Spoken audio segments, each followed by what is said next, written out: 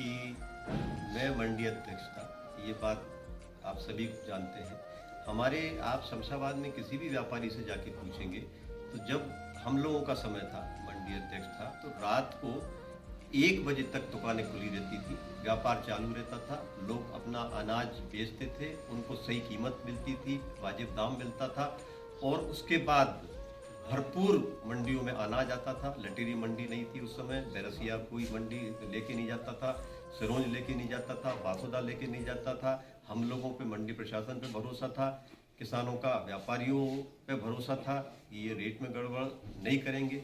तो ये भरोसा कायम करने में मानिए बहुत समय लगता है। उस समय हमने जो भरोसा कायम किया उसका नतीजा था कि शमशाबाद का व्यवसाय एक बहुत उच्च स्तर पर था।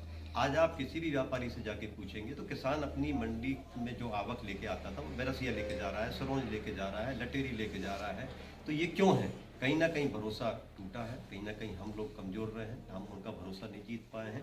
अगर सरकार बनती है तो मैं कोशिश करूंगा कि कोई अच्छा व्यक्ति मंडी अध्यक्ष बने जिससे शमशाबाद के हालात सुधरें। सारा व्यापार जो बैरसिया जा रहा है, जो सिरोंज जा रहा है, जो बासोदा जा रहा है, जो विदिशा जा रहा है, वो सारा पैसा शमशाबाद में आए और शमशाबाद के जो भी व्यापारी हैं वो फिर से अपना व्यापार ढंग से चला पाएँ और सुख और संपन्नता से अपना जीवन यापन करें। कमलनाथ जी की सरकार थी। ये कहा जाता है कि साहब बीजेपी की सरकार गौरक्षा के लिए काम करती है और भी अनेक मुद्दे हैं। रामचंद्र जी का नाम लिया जाता है, अभी शंकर भगवान का नाम लिया जाता है। तो इन नाम लेकर सिर्फ बीजेपी फायदा उठाती है। आज हम देखें गोवंश की ये हालत है, गाय को लेके भारती जी ने राजनीति की। गोवंश की ये हालत है कि जगह जगह से किसान उनको मार रहे हैं या उनको किसानों का फसल का नुकसान कर रहे हैं, जगह जगह खेत उजाड़े जा रहे हैं। रात भर अब मैं बता रहा हूँ, ये मेरा खेत है, रात भर ये हमारे 2 लोग विनोद और उसके पिताजी जाग कर रखवाली करते हैं पूरी रात।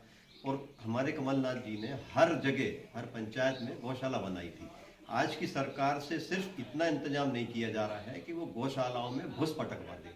माननीय शिवराज सिंह जी से मेरा निवेदन है कि हर गौशालाओं में घुस का और एक व्यक्ति का इंतजाम करें जो गांव गायों की देखभाल कर सके और उन्हें भोजन करा सके, ताकि किसान अपराध में, नरक में जाने की स्थिति में ना हो। किसान या तो किसान गाय को मारेगा तो हम कहते हैं कि पाप का भागी बनेगा, या फिर अपनी फसल चरने देगा तो वो खुद भूखा मरेगा। तो ऐसी स्थिति में किसान के माथे पे तो पाप ही लगेगा। विधानसभा में मुझे लगता है अभी तक काफ़ी चीज़ें बाकी हैं। यहाँ पे रोजगार का मुद्दा बहुत बड़ा है, युवाओं को रोजगार नहीं है, जबकि यहाँ पे पर्यटन से लेके काफ़ी सारी ऐसी चीज़ हैं जिन पे नए युवाओं को रोजगार दिया जा सकता है। हमारे यहाँ बिजली के क्षेत्र में काफ़ी सारी जो सोलर ऊर्जा है उसके बारे में बहुत सारा स्कोप है। जैसे हमारे सुसनेर के विधायक रहे पूर्व, उन्होंने काफ़ी काम किया है। तो सौर ऊर्जा के क्षेत्र में अगर हम वृहद रूप से काम करेंगे तो बहुत सारे नए लोगों को रोजगार मिलेगा। कमलनाथ जी अगर मुख्यमंत्री बनते हैं तो कई फैक्ट्रीज आएंगी, बड़े उद्योगपति, चूँकि वो खुद भी उद्योगपति रहे हैं, बड़ा उद्योग जहाँ लेके आएंगे। तो शमशाबाद विधानसभा को, युवाओं को रोजगार की सबसे ज़्यादा आवश्यकता है। उन्हें ये आवश्यकता नहीं है कि उनको आप एक टाइम का चावल दे दो या एक टाइम का गेहूँ दे दो, उन्हें रोजगार की आवश्यकता है।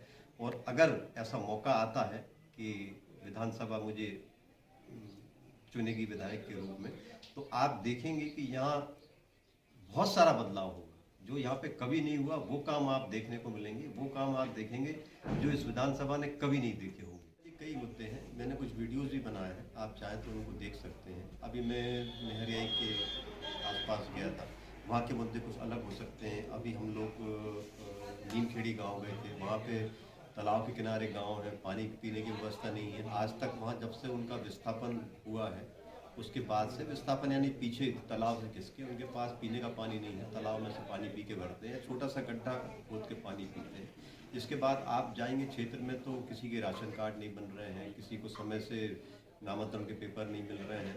तो अनेक जो आती हैं, बिजली की शिकायत आती है, किसी की डीपी नहीं रखी गए हैं, किसी के बिल ज़बरदस्ती वसूले जा रहे हैं। ऐसी बहुत सारी शिकायत है जो शमशाबाद विधानसभा में जहाँ भी जाता हूँ तो मुझे लोग बताते हैं। यहाँ हर जिले में प्रभारी बनाए गए हैं। हमारे यहाँ से अमित शर्मा जी प्रभारी हैं और हमारे यहाँ से दीपचंद यादव जी प्रभारी हैं। ये मंडलम, सेक्टर, इसके अलावा बूथ लेवल की कमेटियाँ, इन सब की मीटिंग ले रहे हैं। और विधानसभा में हर महीने में 2 से 3 मीटिंग होती हैं। हम हाथ से हाथ जोड़ो अभियान चला रहे हैं। जो हर घर हम लोग जाएंगे। 26 जनवरी से हमारा अभियान शुरू होने वाला है, जिसको कांग्रेस का हर कार्यकर्ता अपने लेवल पे गांव-गांव और घर पहुंचाएगा। तो हमें लगता है कि हम इस क्षेत्र में अब बीजेपी से कहीं आगे जाने वाले हैं कुछ समय में। से मैं स्वीकार करता हूं कि कोई एक विधायक थे जिन्होंने कुछ काम हमारे किए, और बाकी जब से अभी तक जो भी विधायक बने हैं, मैं देख रहा हूं, जब मैं 18 साल का था तब से यहाँ पर विधायक बीजेपी के बनते आ रहे हैं। मैं शायद 22 या 24 साल का हूँ, थोड़ा सा चूक गया हूँ मैं समय को, तब से यहाँ पे विधायक बनते आ रहे हैं। मुझे नहीं लगता, या आप लोग बताएं कि यहाँ पे क्या कार्य किए गए हैं, कि यहाँ पे कौन सी शमशाबाद को ऐसी सौगात दी गई है। बाईपास की जहाँ तक आपने बात की थी, बाईपास आज तक नहीं बना, और अभी मुझे नहीं लगता कि सैंक्शन हुआ है, तो कब बनेगा। चुनाव से पहले अगर बाईपास बन जाता है तो मुझे लगेगा कि प्रशासन ने या शासन ने या भाजपा ने बहुत अच्छा काम किया, मुझे खुशी होगी। सरकार थी उस समय 27 लाख किसानों का कर्ज माफ़ हुआ है, पूर्णतः 27 लाख किसानों का कर्ज माफ़ हुआ है। बाकी भी लाइन में थे। हर कार्य आप एकदम से पूरा नहीं कर सकते, इतना फंड सरकार पे नहीं था, तो ये क्रमबद्ध रूप से ये काम किया जा रहा था। बाकी किसानों का भी कांग्रेस अगर सरकार देती तो 6 महीने से लेके 1 साल के अंदर सभी का ऋण माफ हो जाता, और सभी आज किसानों की हालत वो नहीं होती जो आज की तारीख में है। मीडिया ने तवज्जो नहीं दी है, उनकी तरफ मीडिया ने बहुत कम ध्यान दिया है। तो राहुल गांधी जी ने यात्रा की है, उसमें हम देख रहे हैं कि काफ़ी मुखर व्यक्तित्व उनका रहा है, बहुत अच्छे ढंग से बोल लेते हैं। मैं भी आज की पहले यात्रा में मैं उनसे मिला हूँ, मैंने उनसे 1 आध मिनट की बात की है, आप देखेंगे हमारे वीडियो और फोटोग्राफ्स में। तो उनने जो बात मुझे अब निकल के समझ में आई, वो राहुल गांधी ऐसे ही हमेशा रहे। उनकी छवि को जो बिगाड़ा गया है वो आप लोगों को द्वारा बिगाड़ा गया है।